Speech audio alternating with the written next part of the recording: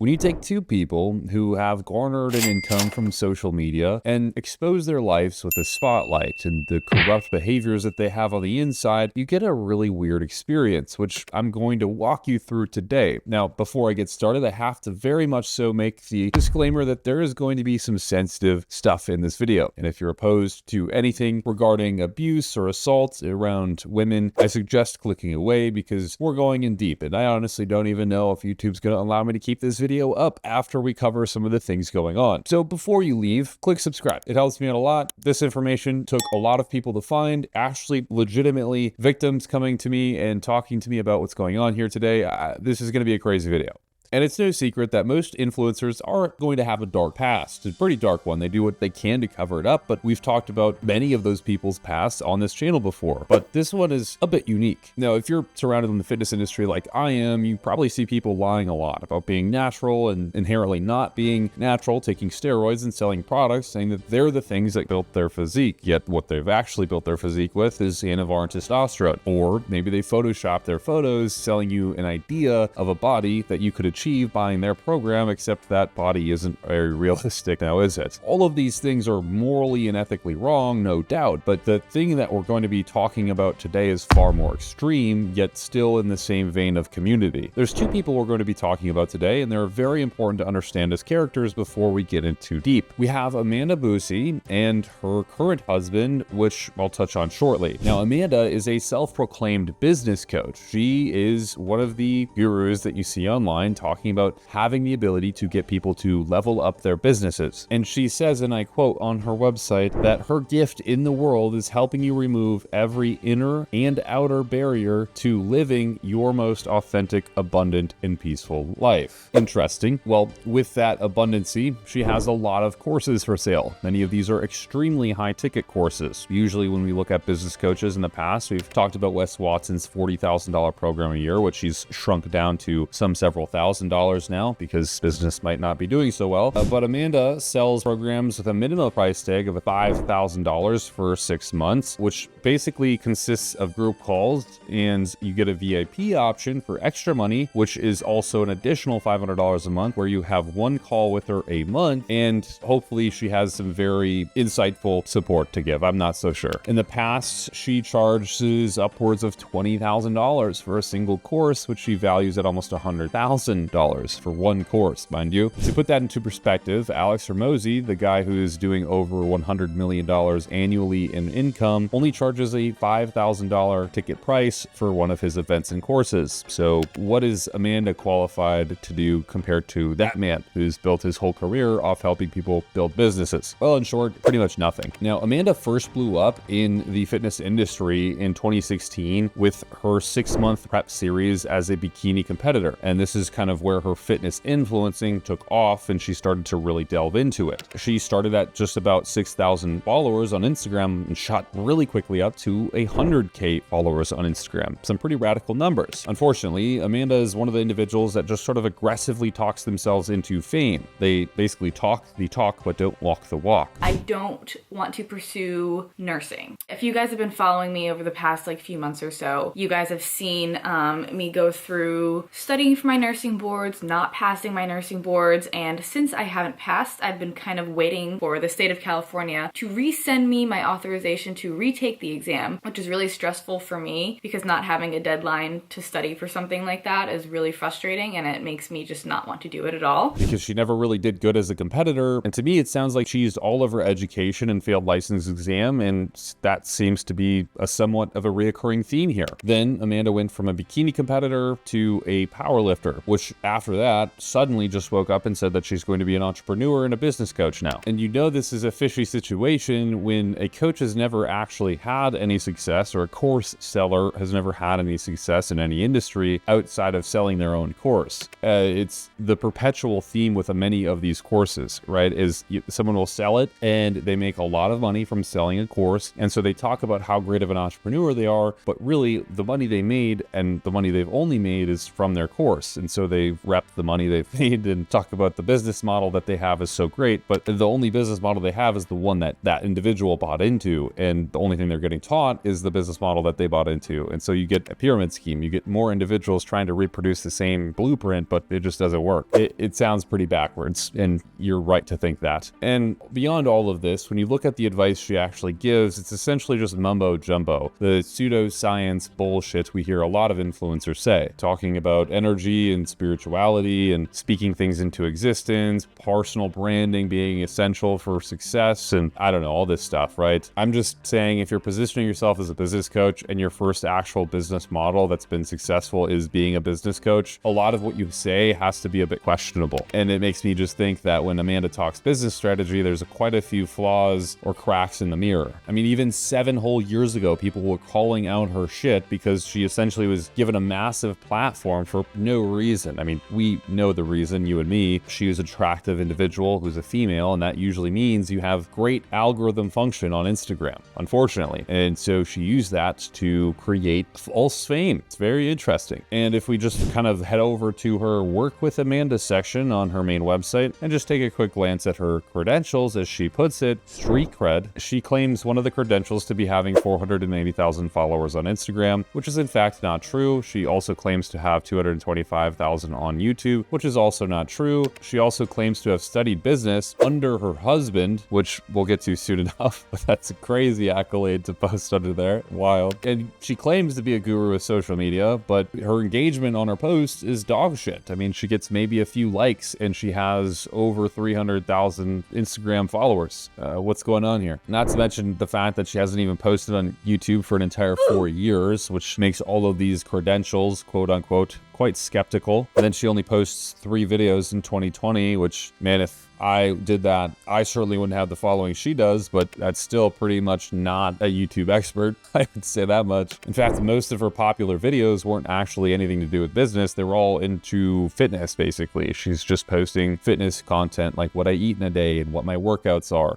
all of which, by the way, were published over a decade ago. So is she really an expert, or did she just get lucky in an algorithm which was really favorable to small creators back over a decade ago? She also claims to have worked with Next Level Consulting, which I looked into on LinkedIn, and it seems to have no record of her working with him, so it's likely a false reference too. I also found a ex-client of hers who also was probably paid into making this statement, claiming that she is a nurse, which we already found out is absolutely not true. So now let's talk about John Romaniello. Romaniello. John. We'll just call him John. JR. We'll go by JR this video. My name is John Romaniello, or Roman. Amanda married this man in 2023, who Google says is a highly regarded expert within the fitness industry. Well, John, or JR, was actually a copywriter. He actually started being a fitness author and coach, which eventually transitioned into a copywriter. And according to his LinkedIn, he's an author, an angel investor, a media personality, a consultant who helps entrepreneurs improve their communication skills and increases revenue through writing. Without giving you the whole spiel here and going down a long laundry list of just horrible accolades that seem to be falsified, it basically seems like him and Amanda are going down the same route of creating this professionalism that isn't actually an existing professionalism. Essentially, neither of them have been overly successful in any kind of business model. They may have made some money in the past, but it's not been good money, and arguably they've had to move from business venture to business venture, which is a pretty good indication that someone hasn't done something super well. And I mean, Amanda is suffering so hard to get actual clients that she's done something I've never seen a coach do before, is like stooping to a new low, basically writing fake reactions for her products using a notepad app where you can see she has spell check on. So it's abbreviating the certain words that are misspelled. How lost do you have to be? Just straight over the head. Pathetic.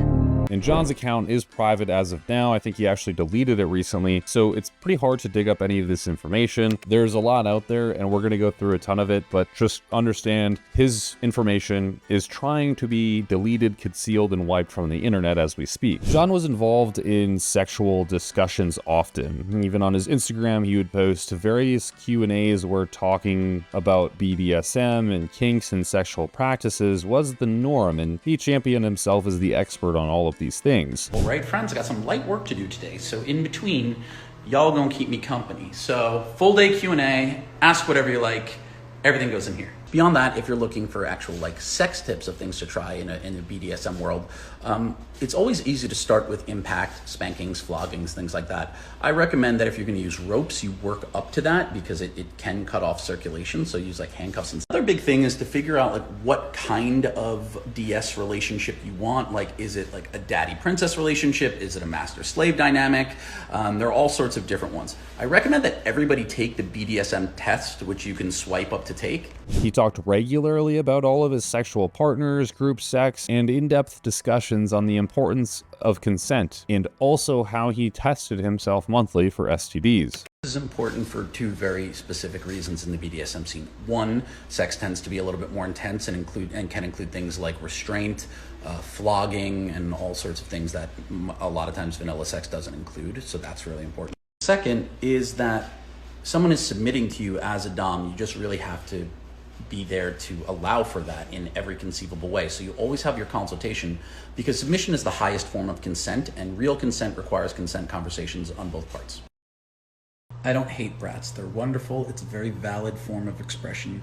For me, brattiness gets a little tricky, because if I tell someone to do something and then they say no because they want to be punished for it, it interferes with consent for me. Because the moment someone says no, that's a complete sentence for me. And I've been trained my entire life that when a woman says no, it's over. And so like to push past that, it's really tricky for me. For me, just being super aware of consent and having grown up in the Me Too era and never wanting to violate anyone's consent, for me, anything that isn't a hell yes feels like a hell no. So I want people to be enthusiastically, yes, sir, and thank you, sir. Never make me. He went on Reddit doing an AMA. He had several different posts on Reddit, actually. I mean, it's pretty nuts here. Thankfully, he has the old Instagram account still up, so you can visually see all this stuff, which is just nuts. Reddit's a cesspool most of the time. There's degenerates, awful people in there. But every once in a while, you come across a good group of people. This is what we have here. They've archived all this information for us to delve into and have been waiting for somebody to talk about it. That's what I'm doing here. So anyways, the two begin dating, John and Amanda, and they start openly talking about their polyamorous relationship. The general consensus on Reddit and many other platforms is that Amanda basically became polyamorous to appease John, to make him happy. I get this question a lot. Yes, Amanda and I have been with other people together, but it hasn't been as big a facet in our relationship as you might think, because for the first year and a half plus, we were on different coasts, and then COVID hit and such. But yes, the answer is yes. To put it bluntly, John was doing this stuff regularly and talking about it regularly, and Amanda had never lived a lifestyle like this before. She wrote a blog on her website about this happening, that she's in a polyamorous relationship, and some of the quotes are quite telling. For instance, loving him was easy, the relationship was not. Polyamory was a completely new concept for me to understand, especially without having had any prior experiences, but I was most certainly intrigued and ready to learn. She also goes on to say, for me, wanting to have sex with more people isn't a massive motivator or drive, but for me, the freedom to be completely true to myself and for my partner to have that same freedom is what drives my interest in exploring this lifestyle. So it's clear that she's quite skeptical of John's new approach to relationship and how that changes the dynamics in a relationship. And despite swaths of negative feedback, the two continued to boast about their new lifestyle as a polyamorous couple and really try to be as open as possible about it, which is an interesting concept, because initially it had started as a polyamorous relationship, but what it started to become grotesquely converted to is a BDSM relationship where they talked about abusing drugs like ketamine together as well as restraining each other. And keep in mind, this is things that John is posting, not Amanda. They also double down by saying their polyamorous relationship isn't just that, but it's also bisexual now. And if this is confusing to you, it is for me as well. Also kind of confusing why you would be so public about your sexual life as well as just relationship. Generally, if you're practicing business, you don't want to just be so open about these types of things. It might push a larger audience away, and ultimately it's just not something most people want to hear about, especially if you're just trying to coach people on how to run a business or be a fitness coach. They then post several different podcast episodes talking about substance abuse with ayahuasca, ketamine, and like I was talking about, an assortment of recreational compounds that enhanced their life. Sex life specifically. Amanda posted that they were working through stuff. The trauma was being healed, the generational trauma, by using these compounds together. And facing all of their fears simultaneously. The two then go on dancing around social media talking about their relationship openly. Again, there's this weird sort of underlying feeling that Amanda might not actually be invested in this style of relationship, but you see her dragging along with it as they both post content on the internal situation of the relationship, bragging about it, actually talking about it as if it's the best way to live in a relationship, the model relationship for any couple to be. And all of the things that I think and feel and want, and that includes wanting other people, because we are polyamorous and we do date other people separately, but we're also so in love with each other and we are so committed to each other and we're so excited to build a family and to have kids and to continue interweaving our lives together. And Amanda makes several deranged posts like this one, which states, if you've ever fantasized about effing my husband, it's not only because he's sexy and well-spoken, it's not only because he talks about XEX and is open in his relationships on a regular basis, devil face emoji, it's also because he's a man who embodies true masculinity, which is hot as F, energetic and emotional safety, protection, loyalty, integrity, and blah, blah, blah, blah, blah, blah, blah. And honestly, as I read this, I just can't help but think there wasn't a woman who actually wrote this. It was a man. It was the man himself. I just can't believe a woman would actually write any of this. They would also go on to show themselves basically demonstrating how to communicate. Hey, so I know one of my patterns when we're in conflicts is to raise my voice, and I really am trying not to do that. So if you could help me out in the middle of a conflict, just go like this. And I'll know that you're not telling me to calm down or telling me to just be quiet. You just are helping me decrease my voice volume. This is important. I want to keep talking about it. I can go until like 2 a.m., but I know that you have to get up and I just want to be mindful of your sleep. If this feels like a reasonable stopping point, we can pick it up tomorrow. Is that whatever you need? Yeah, that works. Thank you. Okay, I mean, thank you for explaining it that way. That totally changes my perspective, and you made a very good point. Let me just sit with that for a minute, because now I feel differently about the situation.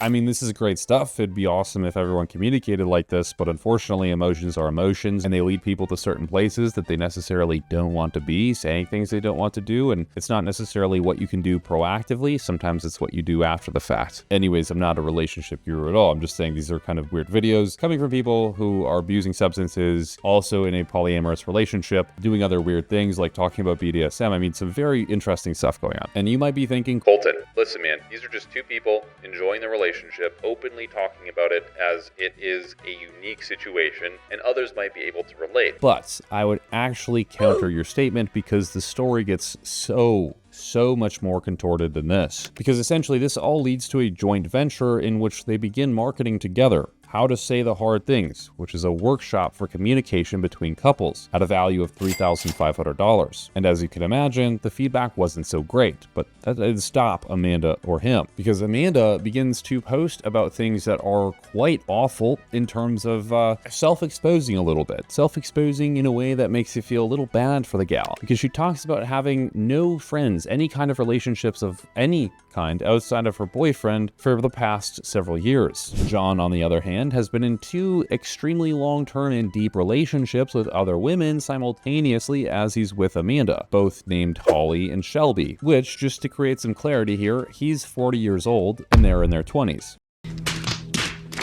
Which he has absolutely no problem posting publicly about. He posts to wish Amanda a happy birthday, and he does the same with texts to Shelby, openly. But it's at this time which Amanda has already fully transitioned out of the fitness industry and is now on the full-time venture of becoming a business coach. She also transitions away from some of the relational stuff, doesn't openly talk about it online as much, and moves more into just business stuff. Not really advice, just kind of like dainty little posts about how to run a business. And she has a lot of hate for this in the comments and just openly on other social media platforms, because no one really quite understands what she's selling. She was a fitness influencer. She garnered her following from fitness in general. She was a relationship person. She garnered her following from some of the relational stuff that was going on, and now she's a business coach out of absolutely nowhere. However, the prices I had discussed with you earlier weren't the peak prices, because she had actually initially started to charge $50,000 for a year-long program with her, and it was at this point that she earned the name Scamanda Bucci.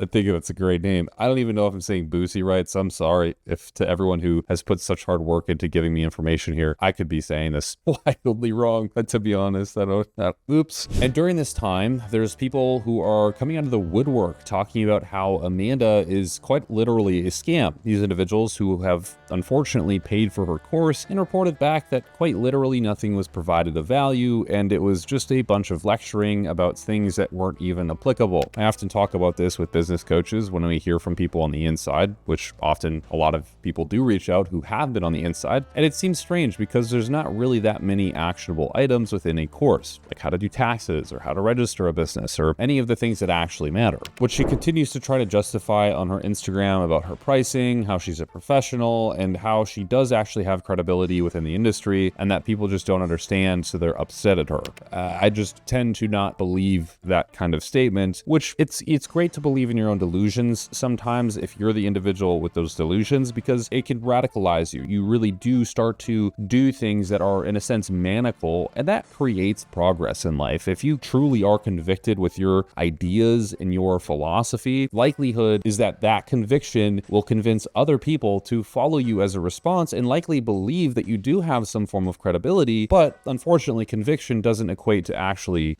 being an expert in something. And so we're left with a bunch of people who feel like they've been scammed based off of a product that wasn't actually tangible. So we fast forward some more time. John and Amanda are now getting married. Holly, one of the long-term partners of John, attends the wedding. In fact, he takes pictures with her. And now suddenly also Amanda's in a relationship too. One of the first times that she had been in a relationship since she started the polyamorous relationship herself. There was originally a shot of her holding another man's hand at her wedding, whose name was Kolton. Unfortunately, this has all been removed from the internet because, it probably wasn't such a great look when the rest of the information that we're about to talk about came out. So there's that. And this is where, after the wedding, man, we get into some tumultuous stuff. So hang in there and try to stick with me because we're going to go through it. And if I sound a little bit discombobulated, it's because I am. I have, two different things in front of me that are each several, this document's 35 pages long, reviewing everything. This other document is 5 pages long, full of links and information and bullet points. And so trying to piece all of this together, it's a very complex story.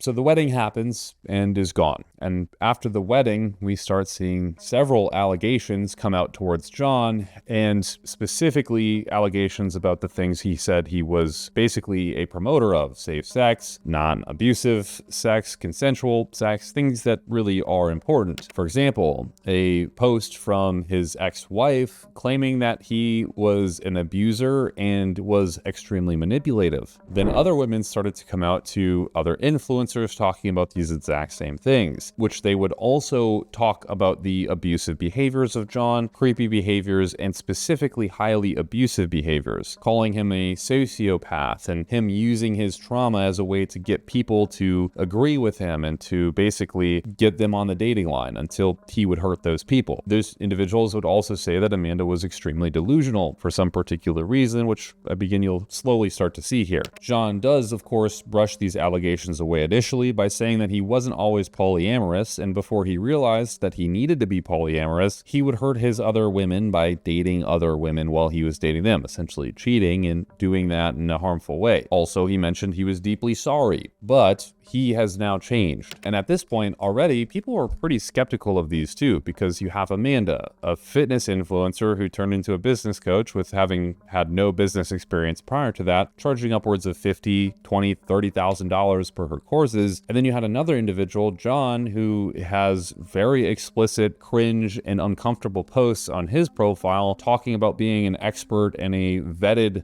copywriter on the internet, yet he's just spam posting about really awful, disgusting kind of sexual explicitly content on social media. So the accusations of abuse and manipulation seem to just blend in so well with the scenario that's already happening. Well, in June of 2024, a podcast called Seggs Talk Radio came out with a post which read, "Last year I received an anonymous message detailing a troubling experience someone had with a past guest. I removed the episode as I do not want to take matters this lightly. Additional information and stories have continued to come to my attention since then, and I felt it was time to say something publicly. A form has been added to my podcast link in bio where people can safely submit related first-hand stories. These collected stories will help me better understand the issue.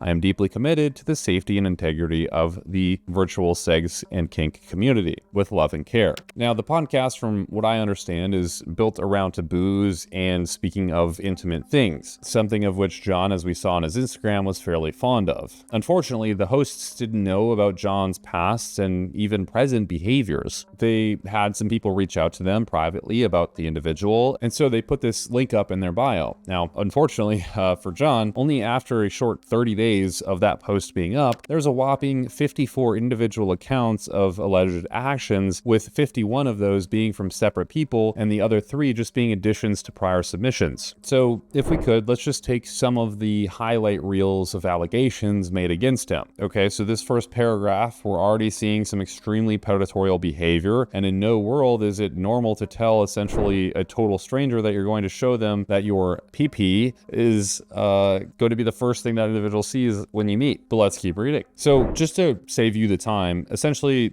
this person's experience of John is basically enough for John to go to prison for a lifetime. He coerced and manipulated people into harmful acts, and at the same time facilitated drug use in those individuals, and also R-worded someone twice. And that's before even mentioning the psychological damage done to this individual, as well as physical damage he's done to other women. There's multiple accounts of him abusing his BDSM relationships, abusing his expertise in kinks with the people who are not only not experienced, but also far younger than him. And the whole not having an STI discussion that he used to have, well, it turns out that he gave many women STDs and STIs. There was multiple accounts of him not having any open discussions about these things, as well as him spreading the diseases. But remember, he said he always talks about STDs and he's always going to be safe with STDs, but here he is spreading them. And essentially what we're seeing here over these 50 submissions is John becoming someone who is openly not who he said he was, which was safe, understanding, and just an individual who knew his sexuality. There's another account of a woman who dated John for an entire 3 years, and she claims when they first met, he would consistently try to make her intoxicated and then take advantage of her while she was intoxicated in such a rough manner that she suffered physical consequences. He forced other women in his circle to take steroids at a time in which they were not interested in doing so, and in which they suffered extremely adverse side effects. And we can just keep going on. And I think what's interesting about all of these submissions is they're certified responses by different people, yet they all say similar things: sex, steroids, abuse, physically overpowering women, and doing disgusting things. Many women also talk about how when they were threatening to leave, he would threaten to kill himself if they did leave in order for them to stay. And he would repeatedly do this and go to extremes whilst threatening to kill himself. And I could go on for hours about these stories because they are lengthy and detailed in a way that you don't just make up, that you don't just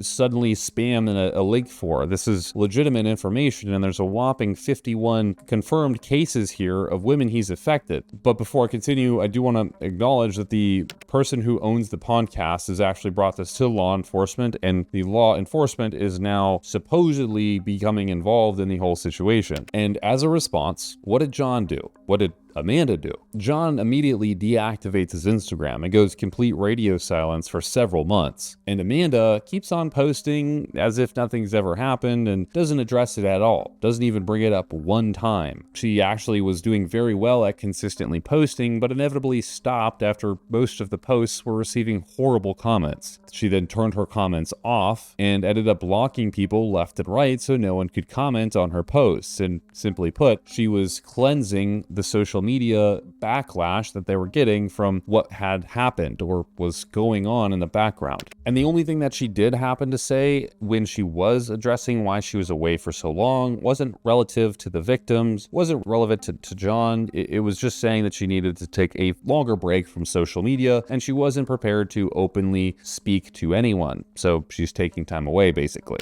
And when she did finally address the situation, she didn't really side with anybody, specifically the victims, or show any remorse for what they had going on. Hey everyone, I wanted to come back on here and have a connection moment. It's been a while since I've shown my face on video and have been more video oriented or front facing on social media.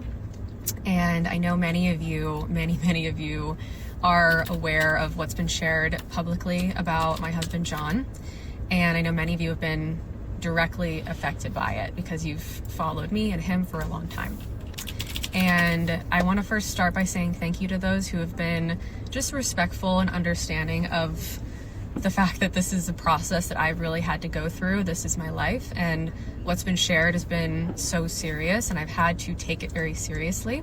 And with that, I really needed to take a step back from sharing or discussing it on social media so I could be in my own experience and process and digest the information that's been shared with my support system and find my center again to be able to come back on here and share in a truthful place possible.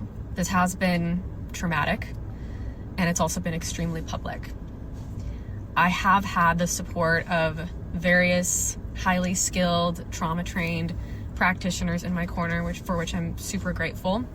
And I know many of you express concern for my well-being, and I am so grateful to you for being concerned. And I just want you to know that I am in very, very good hands. I have world-class support, and I just invite you to let go of any concern you might have for how I am, as much as I do appreciate it. I just want you to know that I'm in good hands, I'm in my center, I'm in sound mind, and I'm well.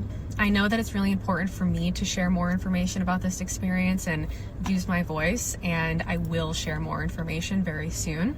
I just wanted to make sure that whenever I do that in a more long form format, it comes from the utmost place of authenticity, sincerity, integrity, and clarity. I didn't want to come on here and share half-baked ideas or half-baked process with you. I wanted to be really clear about what I say, how I say it, and what place it comes from. I've worked very, very hard to find my center in all of this so I can come back here and be really clear with all of you. So I will share more as soon as I'm able to, and this is going to be it for now. I did want to just come on here and share this bit.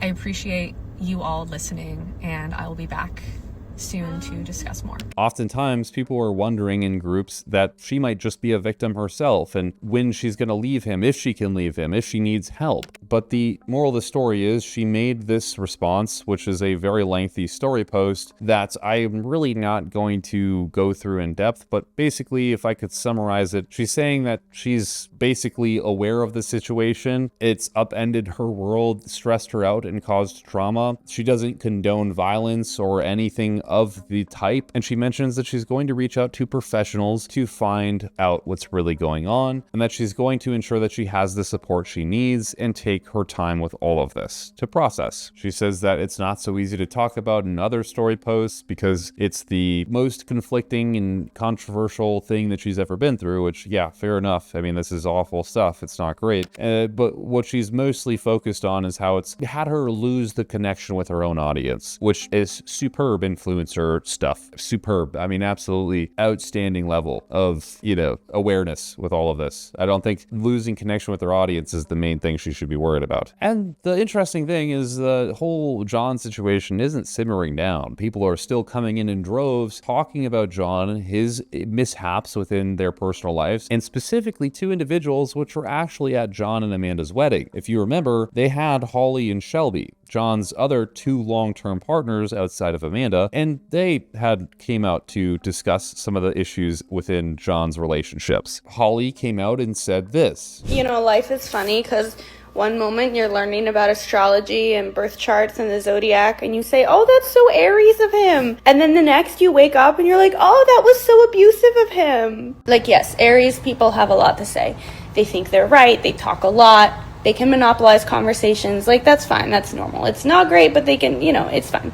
Abusive people will keep you on the phone for 9 hours straight overnight, yelling at you every time you fall asleep, telling you that you're not allowed to go to sleep. You have to stay and talk about this specific problem that is a much bigger problem than it needs to be, because they made it a bigger problem than it needs to be. And that instance, that 9-hour phone call where you don't get any sleep that night on a day that you have to work the next day and do other things, that's not an isolated event. You will frequently be in conversations like that, up late at night. They'll wake you up in the morning yelling at you over something. It happens all the time. It's not just because they're Aries and they have a lot to say. It's because they're abusive and they're doing this to you on purpose. Holly then goes on several different podcasts talking about her experiences, in which she goes into depth. Shelby also responds. Shelby says that she's currently processing and healing from the awful experiences with him that were certainly harmful. And it's clear they're sharing similar stories as well. The same concepts of abuse that we saw before. We have more exes sharing stories as well, talking about the same exact things. And finally, as people are coming through the woodwork, I am telling you guys, there's so many individuals talking about what happened. There's individuals' boyfriends coming out and talking about what's happened. There's Amanda's ex, who was John's former friend, talking about what happened and how he's aware of it. People were coming out of the woodwork, and finally, in November of 2024, John had responded to the controversies. He posts an hour-long YouTube video, which is now currently unlisted, but thankfully I have the link to it. The video he posts is long, and he goes over a lot of information and tries to justify his character. He shares screenshots with Amanda's parents talking about eating cum out of people's buttholes and much, much more. He tries to justify these allegations as incorrect by saying that he wasn't having any kind of sexual relationships with people during the time of individuals coming out and saying this information, yet he was in the place and time that they were there. So I don't know. It's really confusing. Clearly, there's nothing that he actually has as an alibi, which is concerning. He's just trying to postulate ideas. He starts off the video by usually saying that he does believe the other women, but this time is completely different, because for the next 45 minutes, he's explaining exactly why he does not believe these women and refuted all of their claims. He took each submission and went through the texts from the women pinned down on the source submission. This was under the direction of a lawyer and his therapist. He made docs for each detailing his recollection of things, and then said that he presented all of this information to both his wife and his wife's family.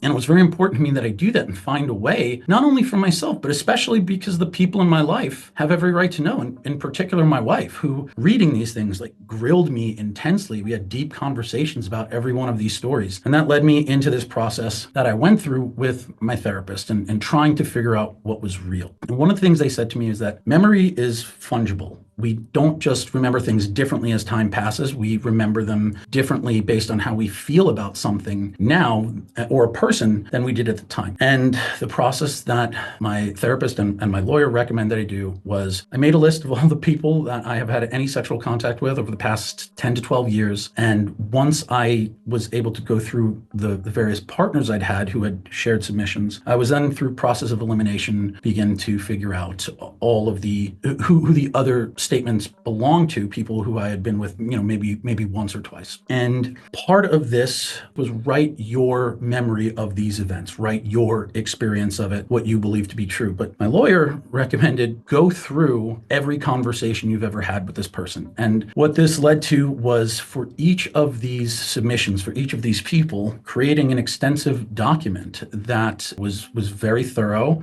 with dates, any screenshots of any airline flights, things of that nature. In a lot of cases, I was able to isolate the particular dates of these events that were being presented in this way. Once I had arranged all the things, I went through these submissions dozens of times. I had to go through them with my therapist, with my lawyer, with my wife. I had to go through them with my in-laws and show very explicit material to, these very explicit messages to my wife's family. And because this is so important to help them understand that I'm not a monster. He insists that he doesn't understand where the disconnect was between his assumptions that these encounters were consensual and their actual accusations. He then proceeds to take the submissions and say exactly who the submissions were from, and then presents texts supporting his sides. So for example, he would say submission 22 is from X person, and then he would give a screenshot supporting that it was a consensual thing and it wasn't necessarily an abusive thing. Here's one identified as individual 22, and the abridged version of what it says here is that this person came to visit me at my apartment, and they woke up in a bed with me after a night of drinking, despite me having said I would sleep on the couch. And then later that day, I repeatedly pressured them and wore them down. This submission came from none other than this event happened in June of 2012, and it was actually our first full sexual experience. The next one I'm going to share with you is a person I was with only once. Now, the bullet points here are that this person said they came to visit me in New York. I pressured them into taking MDMA, and then at some point we had a sexual encounter that they categorized as anal assault. The important piece here, this person's name is she came to visit me in New York over the weekend of May 22nd to 24th during 2020. We were there during COVID. Here's a submission from I met sometime in 2020. We hooked up the first time at a wedding, and we eventually wound up in a DS dynamic for a few months. Now, finally, I want to share one more. This one comes from she started as an affair partner and then became one of my primary partners from 2015 through 2017. And we had a tumultuous relationship. Now, I want to take ownership up front. When we first hooked up, absolutely misled her in terms of the openness of my marriage. And then throughout the relationship, I definitely, led her to believe that the divorce was coming sooner than it was. And that was just cowardice and shittiness on my part. He is actively doxing their public personas, which is horrible because what these submissions were supposed to be is completely anonymous. He even said in the video that he knows what it's like to get hate from the internet, and all he wants is an apology from the podcast director for basically getting the women to go against him who were accusing him. He expressed outrage and said it wasn't really fair. I do want to be very clear that I am aware that sharing these people's names does bring with it the potential of them experiencing what I've experienced over the past several months, of them being harassed, of people calling them Amber Heard 2.0 or whatever it is. And I really don't want that. I don't want these people to be attacked. I don't want them to be harassed. I just want them to be accountable for their words. If you're going to direct your energy anywhere, it should be at Thea. I don't doubt that Thea's intentions, at least starting out, were pure, right? She heard disturbing reports and she wanted to investigate further. She used words like thorough and methodical. All of this information was very available, very findable. And if those people weren't offering it up, she certainly could have contacted me at any point, but she chose not to do that. Now, that is just a flagrant violation of even the most basic journalistic practices. But one of the most disturbing things was when he tried to make the assumption about why all these 50 women reported him or submitted the form. He repeatedly said that maybe the situation started consensual and then they changed their mind midway through, or their feelings towards him changed after the act. He expressed that some of these encounters may have happened when they were both not legally able to consent. I have never ever given anyone a drug they didn't know they were taking. I have never moved forward with a sexual experience with someone who said no or in any way indicated to me that it wasn't something that they wanted or were excited to do. That said, there have been many occasions in which I have had sex with someone while I was on drugs and while they were on drugs. And that creates a lot of gray areas, a lot of murkiness for consent. And what's very clear to me is that I was far too cavalier about that. I believed that having the consent conversations before and after on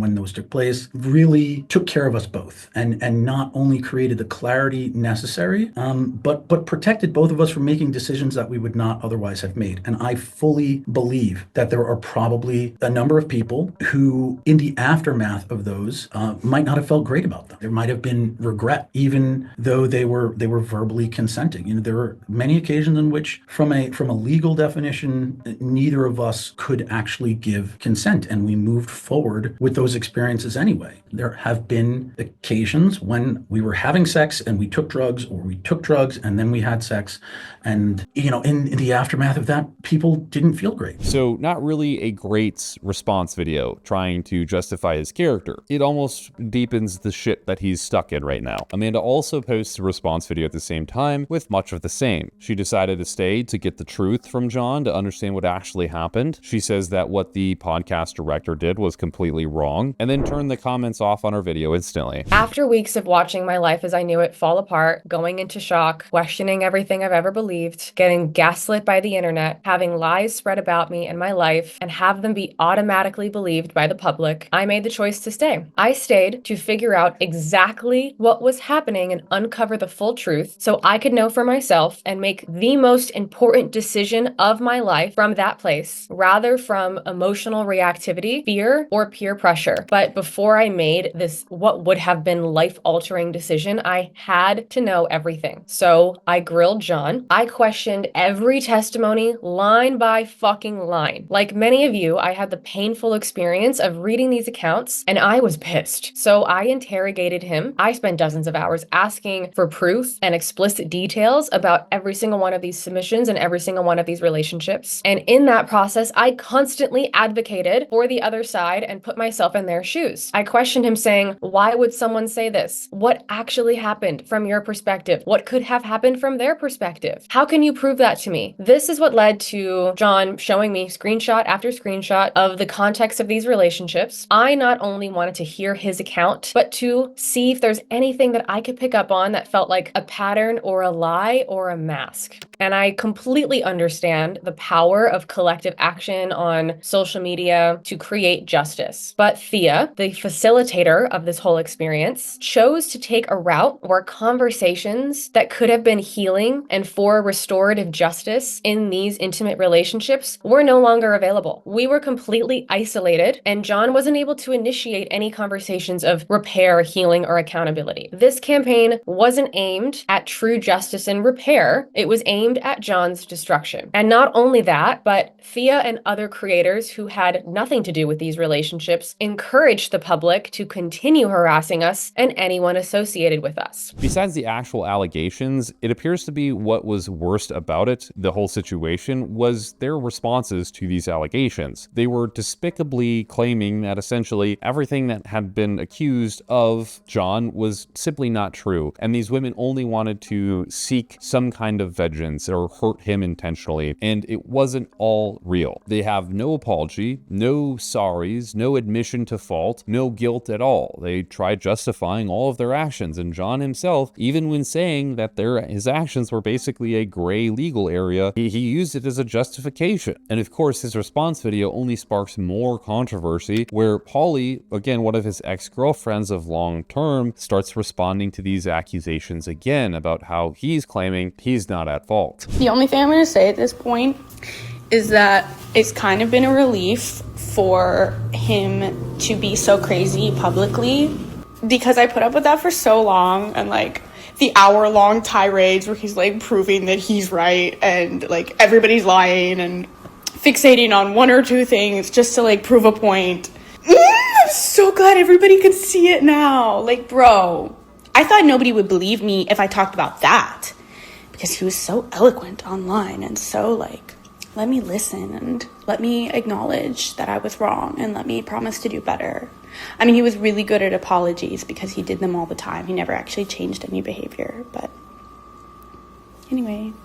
So what happens after all of this? Well, John and Amanda begin to continue posting regular content. However, it just seems that their content has extremely diminished feedback from the audience, and as well, you'll notice that most of the comment sections are completely mute on any of their posts. John's personal website is offline, and he continues to ignore any other accusations brought to him and simply doesn't bring up the situation anymore on his Instagram profile, and Amanda continues to preach about her business coaching being one of the best things on the earth, apparently. The whispers of lawsuits are still a developing situation, and it's currently unknown how invested the law enforcement is within this situation, but it does seem very, very suspicious. And I have to say, the subreddit Gymsnark has been an absolute asset with finding out any of this information. I mean, it is deep, you guys, and I didn't even do justice with explaining all of it. It is quite horrific, some of the details that these people go into explaining between their interactions with John. Also, it's quite horrific how Amanda has just been sort of foregoing any kind of responsibility, foregoing any kind of thought that this is a problem in their life. It's a really interesting situation and a social dynamic which I think is honestly delusional. And what's sad is Amanda had some really promising success in her early days posting fitness content. She was doing really well, garnering a huge audience, and could have become something quite meaningful. And now we see her stumble almost dizzily down this path of disgusting behaviors with this individual named John, and you have to wonder if it's all by choice. Chances are that we'll start to hear more develop across this next 6 months or so, but I do have to encourage you to do something, audience. And it's not to go rifle these people's accounts with hate, but rather just be careful with who you're consuming content by or purchasing things from on the internet. Unfortunately, the current e-commerce situation provides environments for hostile individuals to thrive and to pursue financial dreams beyond yours or my comprehension. And to no fault of anyone's, but the people who are predatorily, I guess, seeking out business opportunities online, these people enter situations which are horrific. You have to understand that whoever you're purchasing something from, you are intrinsically supporting them through monetary value. And you may actually find some value in the thing that they're selling, but regardless of that fact, you purchasing the thing from them means that you're supporting them. And so you do have to be careful and do research and be due diligent with the people that you're purchasing things from. If you see a business coach, make sure you look up their credentials. See if they're actually someone worth buying things from, spending thousands of dollars from, and do your research. Marketing can be really attractive, and especially when you're flipping through Instagram and you see a nice ad, it might be very tempting. But please slow down and realize you are not missing out on anything for the most part. Again, shout out to Gymsnark, shout out to all the people who helped me put this information together. It's such a massive amount of information, and I promise you, I haven't done it any justice in this video. This recording is over 2 hours long. I don't know how long it's going to be edited down to, but a lot of information here. And I really encourage you to, if you are interested, do a little bit more deep diving.